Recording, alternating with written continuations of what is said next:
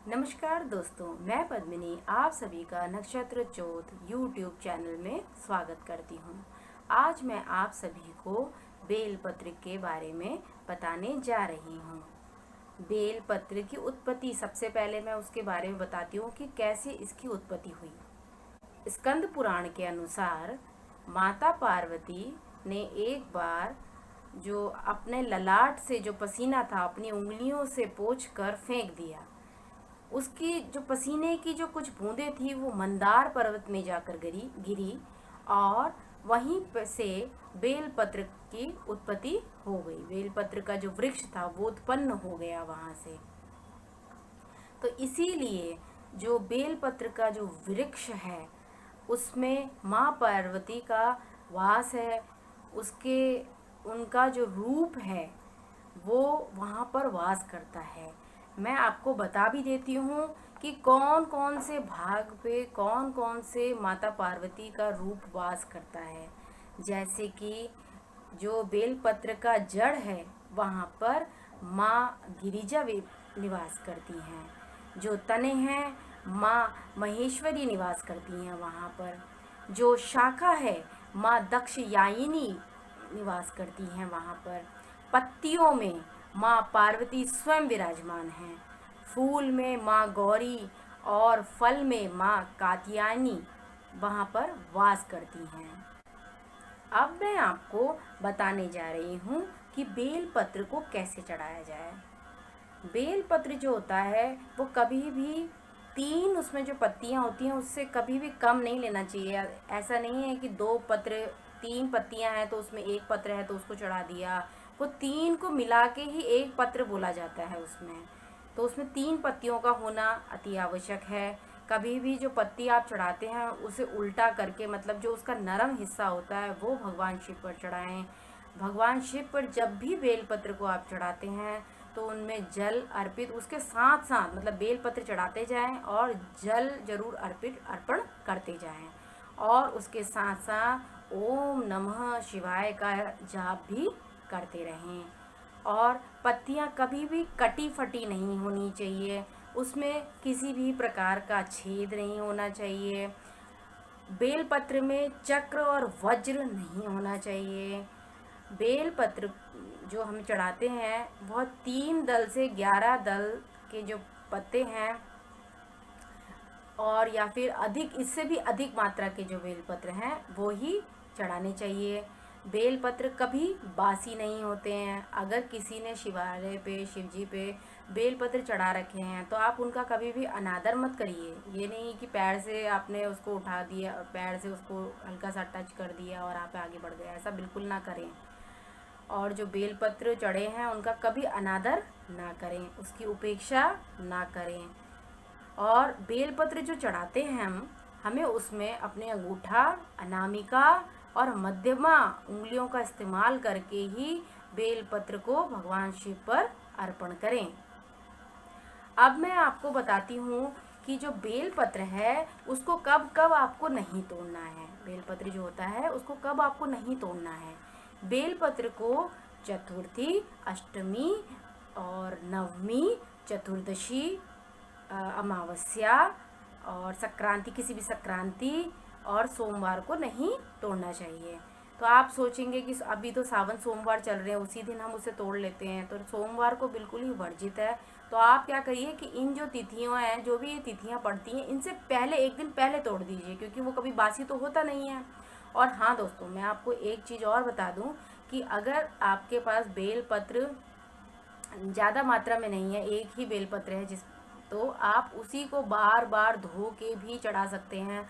अगर किसी ने बेलपत्र चढ़ा रखा है शिव पर तो आप क्या कर सकते हैं, उस बेलपत्र को दोबारा लेकर उसको दोबारा पुनः धोकर दोबारा उसको अर्पण करेंगे, तभी भी आपको पूरा फल प्राप्त होगा। और इससे एक और अच्छी चीज़ है कि वृक्ष उतना ही कम कटेगा, मतलब उसकी पत्तियां भी कम तोड़ी जाएंगी। ये तो हो गया ये बात कि हमें कब तोड़ना नहीं चाहिए। अब कभी भी हम बेलपत्र को तोड़ते हैं तो उसकी टहनी पूरी मत तोड़ो। जो पत्ते हैं, जो हमें जहाँ से 3 पत्ते लेने हैं तो हम वहीं पे तोड़ें। ये नहीं कि पूरी की पूरी उसकी हमने टहनी तोड़ दी। और कभी भी तोड़ने से पहले और तोड़ने के बाद वृक्ष को मन ही मन आप जरूर उसे प्रणाम करिए कि आपने मुझे पत्तियां दिया, उसका बहुत बहुत धन्यवाद। बेल पत्र के चमत्कारिक उपाय भी हैं। अगर किसी को अपना शीघ्र विवाह करना है तो उसने क्या करना है कि 108 बेलपत्र लेने हैं और उसमें चंदन से राम नाम लिखकर भगवान शिव को चढ़ाना है और ओम नमः शिवाय का उच्चारण करना है। जब आपके 108 जो बेलपत्र हैं आप जब चढ़ा दें तब आप अपनी मनोकामना भगवान से करिए, जरूर पूर्ण होगी।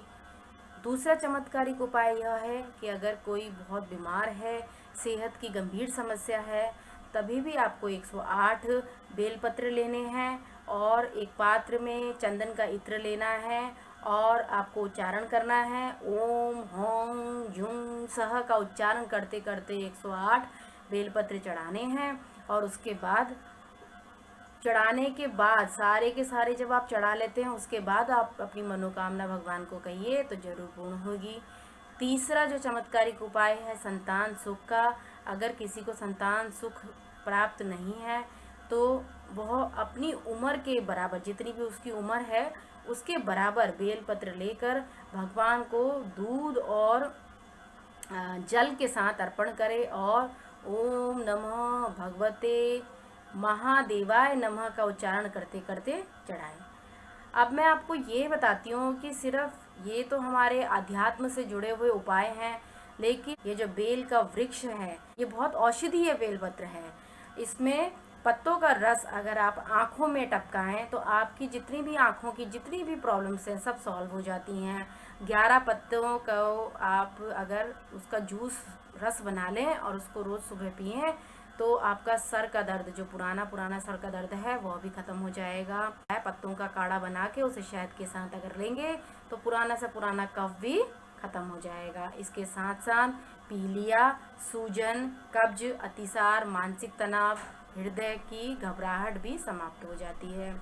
और जो हम बेलपत्र चढ़ाते हैं उससे हमारी दरिद्रता समाप्त होती है। और बेलपत्र चढ़ाने सावन में तो कहते हैं बेलपत्र अगर आप चढ़ाते हैं तो 1 करोड़ कन्यादान का जो फल है वह आपको प्राप्त होता है, पापों का नाश होता है। दोस्तों, आपको यह जानकारी जरूर पसंद आ रही होगी और इस वीडियो को अंत तक देखिए ताकि मैं आपको और भी जानकारी दे सकूं। अब मैं आपको बताती हूँ बेलपत्र के बारे में। जो बेलपत्र है वह जो उसके पत्ते हैं उसको बिल्व पत्र कहते हैं।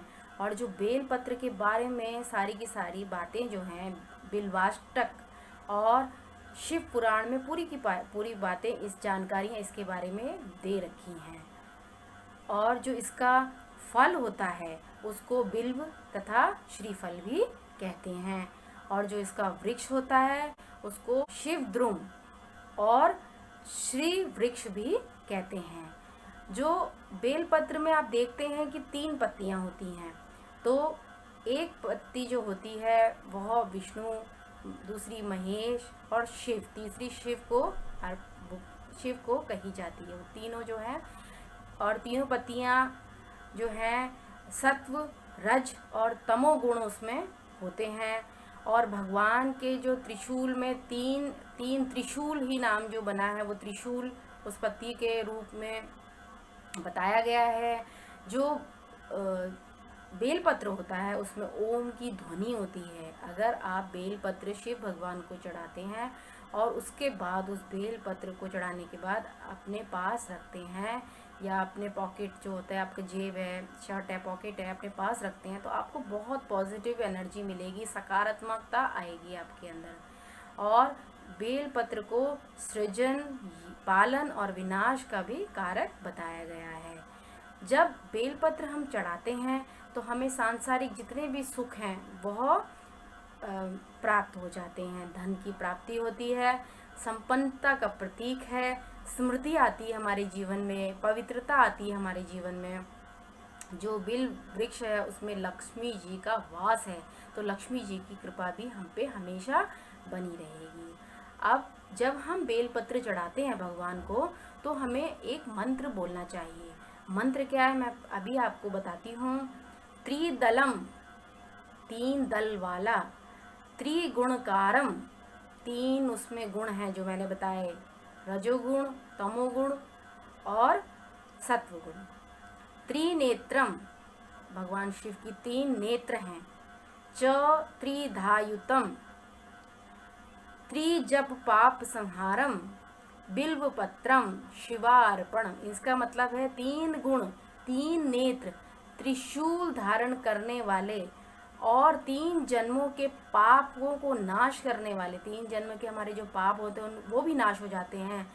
शिव जी को आपको मैं त्रिदल बिल्व पत्र अर्पित करता हूँ। ये जो श्लोक बोला है इसका अर्थ है ये।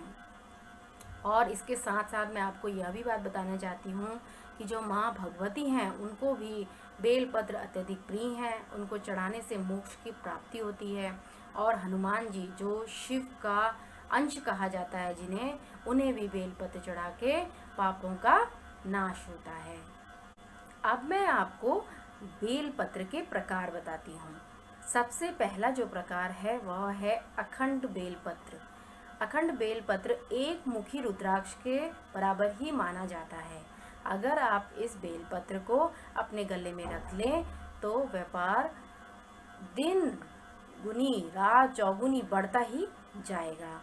दूसरा जो प्रकार है वह है 3 पत्तियों वाला बेलपत्र। 3 पत्तियों वाले बेलपत्र के साथ अगर आप धतूरा भी चढ़ाते हैं तो आपको धर्म कर्म मोक्ष की प्राप्ति होती है। तीसरा जो प्रकार है वह 6 से 21 पत्तियों वाला प्रकार है। यह हमें नेपाल में ही मुख्यतः मिलता है और भारत में दक्षिण की तरफ अगर आप जाते हैं तो आपको यदा कदा कहीं कहीं वह मिल जाएगा। एक बेलपत्र का जो प्रकार है वो श्वेत बेलपत्र, उसके सारी की सारी जो पत्तियां होती हैं श्वेत बेलपत्र से नाम समझ रहे होंगे, सफ़ेद होती हैं, उसमें कोई भी हरी पत्ती नहीं होती है। अब मैं आपको जैसे आपको बेलपत्र से जुड़ी कुछ बातें बताऊंगी जिससे आपको बड़ा आश्चर्य होगा।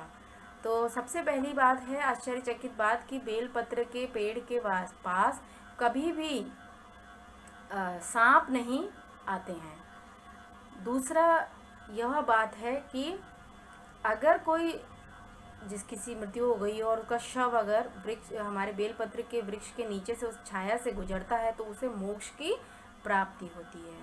तीसरा यह कि वायुमंडल में जितनी भी अशुद्धियाँ हैं उनको बहुत जल्दी वो सोख लेता है और प्रदूषण रहित कर देता है। 4, 5, 6 और 7 पत्र वाले बेलपत्र जो होते हैं परम भाग्यशाली होते हैं। अगर पहले तो ये मिलते ही नहीं हैं, 4 पत्तियों वाले बेलपत्र, 5 पत्तियों वाले, 6, 7 ये पत्तियों वाले मिलते ही नहीं हैं। अगर आपको मिल जाते हैं तो आप बहुत ही भाग्यशाली हैं। और अगर आप भगवान को शिव पर इनको चढ़ाते हैं तो जो भी आप मांगते हैं वो आपकी मनोकामनाएं तो पूर्ण होंगी, लेकिन वो 10 गुना बढ़ जाता है, उसका जो फल होता है वो 10 गुना बढ़ जाता है। बेलपत्र को कभी भी काटना नहीं चाहिए। अगर काट देंगे तो आपका वंश का नाश हो जाएगा, लेकिन अगर आप उसे लगाते हैं तो वंश की वृद्धि होती है। और वृक्ष अगर आप घर पे लगाते हैं, अपने घर में लगा दिया आपने वृक्ष, तो लक्ष्मी माता की कृपा आप पे हमेशा बनी रहेगी। जो बेलपत्र है उसके दर्शन मात्र से ही पापों का नाश हो जाता है। अगर आप बेलपत्र को सींचते हैं तो पितृ जो होते हैं आपके तृप्त हो जाते हैं। बेलपत्र और सफ़ेद आँख का जो वृक्ष होता है उसको आप अगर जोड़े में अपने घर में या कहीं पे भी लगाते हैं तो उससे आपके पास कभी भी लक्ष्मी जी की कमी कभी नहीं होगी, हमेशा उनका आशीर्वाद आप पे बना रहेगा। अब मैं आपको एक कहानी सुनाने जा रही हूँ जो भगवान शिव से नारद जी ने पूछी थी। जैसे हम सोचते हैं ना कि बेलपत्र जो है क्यों प्रिय है भगवान को, ऐसे ही एक दिन नारद जी भी भगवान शिव के पास गए और उन्होंने भी यही किया कि भगवान शिव के पास जाकर प्रश्न पूछा कि भगवान आपको शिव जी आप बताइए हमें कि आपको बेलपत्र अत्यधिक क्यों इतना अत्यंत प्रिय है। तो भगवान शिव कहते हैं कि जो बेलपत्र है बेलपत्र है वह मुझे अत्यधिक प्रिय है। उसका त्रिपत्र होना यानी कि 3 पत्ते होना ऋग्वेद, सामवेद और यजुर्वेद है। उसकी जो शाखाएं हैं वह संपूर्ण शास्त्र है। और जो यह बेलपत्र के पत्ते हैं मेरी जटा के समान हैं। बिल्व वृक्ष जो है इसको पृथ्वी पर कल्प वृक्ष ही समझना है आपको। ब्रह्मा विष्णु शिव का स्वरूप है। स्वयं महालक्ष्मी जी ने क्या करा था कि शैल पर्वत पर बिल वृक्ष का रूप धर लिया था और जन्म बिल वृक्ष के रूप में जन्म लिया था।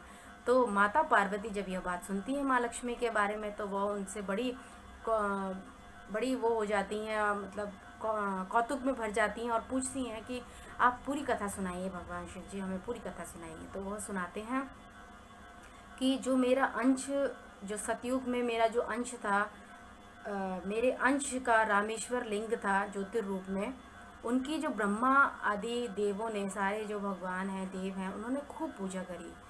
तो मेरे अनुग्रह से वाग देवी सबकी प्रिया हो गई।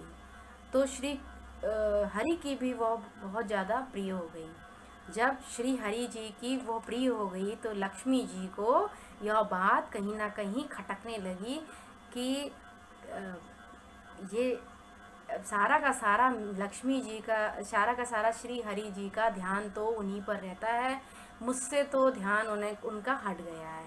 तो वह जाती हैं शैल पर्वत पे, जो शैल पर्वत है उस पर जाती हैं और शिव भगवान, ये जो ज्योतिर्मय लिंग हैं, इनकी पूजा करती हैं और पूजा करते करते बहुत उग्र तपस्या करती हैं।